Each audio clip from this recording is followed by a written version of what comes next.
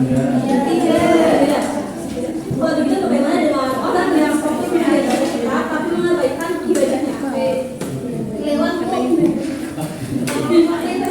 Nah, maka dari itu kami akan belajar tentang bagaimana Islam itu mengajarkan keseimbangan antara kehidupan dunia dan akhirat. Sebelumnya ingin kalian menyimak video ini terlebih dahulu. Sering dengar kalau dunia dan akhirat harus seimbang. Tapi apa ya? Nah, tempat yang kita sedang duduk, dunia sebagai ladang, dan akhirat adalah tempat keselamatan. Yang kedepannya adalah berbuat baik dan bersemangat, tapi tak berlebihan. Gimana? Jawabnya? Kalau begitu, sampai jumpa. Nah, dari video tadi apa yang bisa kalian ambil nih?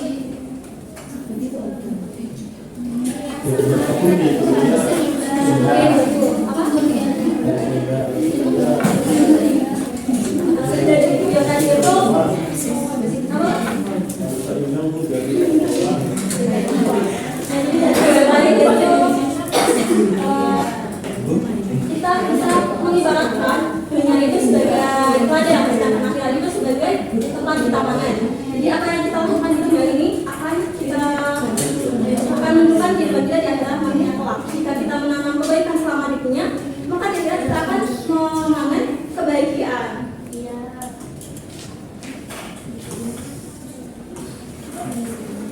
Nah, ini ada hadis riwayat Muslim tentang keseimbangan dunia akhirat dari Abu Hurairah.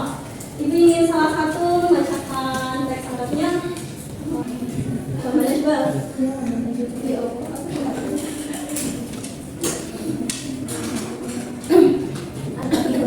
Rasulullah sallallahu alaihi wasallam asli di lagi wa ismatu umri wa asli dunya alati fiha ma'ashi wa asli bi akhirati alati fiha ma'adi wa ja'alni hayata ziyadatan fi kulli wa kulli khairin wa ja'al mauta rahatan li min kulli syarr.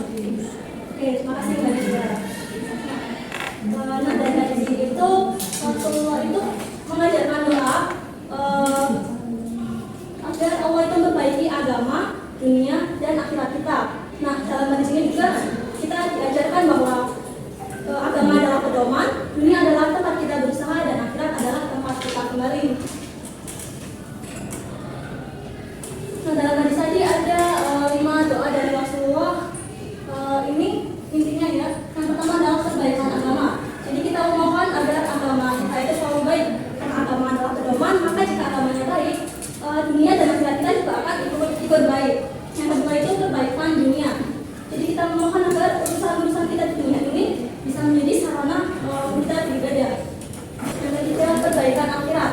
Jadi kita memohon agar amal-amal kita selama di dunia ini bisa membawa kita ke kebahagiaan yang kita nantinya. Nah, yang keempat itu untuk menambah kebaikan. Jadi Rasulullah juga mengajarkan bahwa kita agar sisa umur yang diberikan oleh Allah ini digunakan untuk menambah amal-amal yang baik. Yang terakhir itu mati yang baik. Maksudnya kita mohon kematian kita nantinya dalam keadaan yang bermanfaat.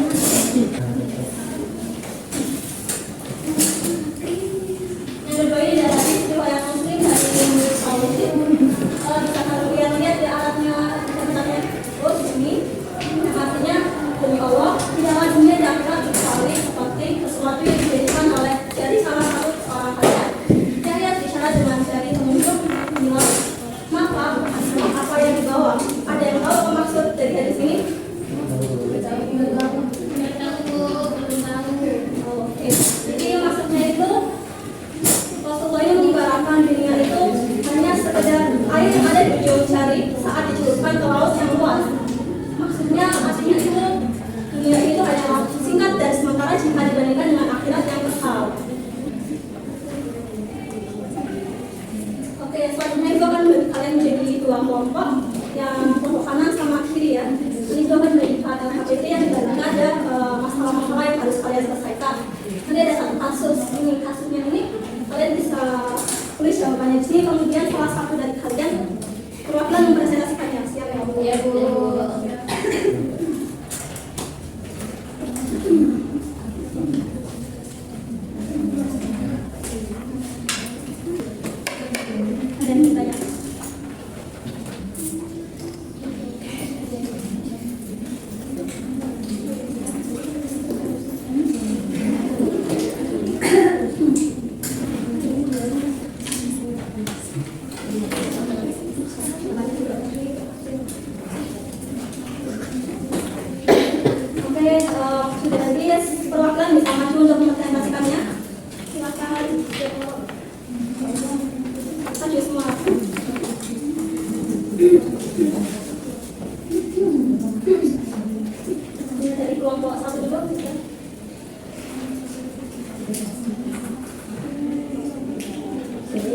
pertanyaannya itu apa masalah yang dialami Rafa.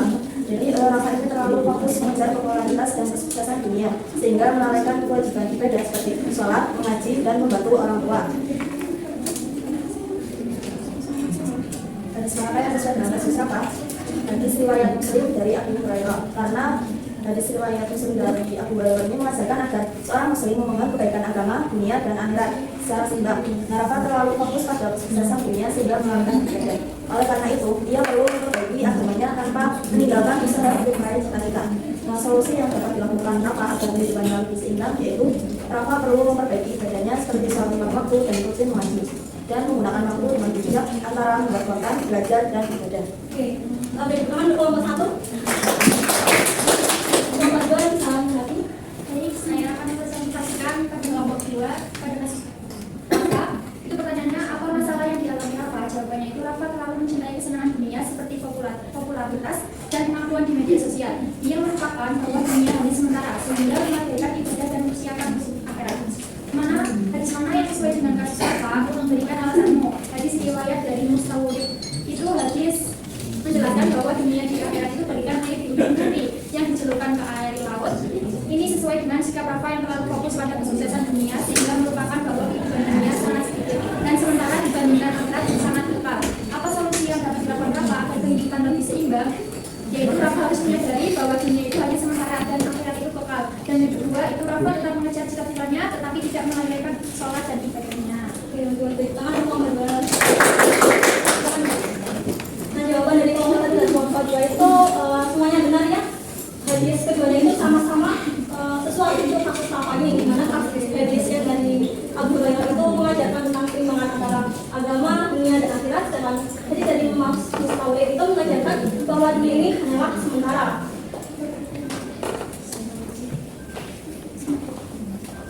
Oke, selanjutnya kita bermain dan mengingat. Bisa di-scan ada di sini.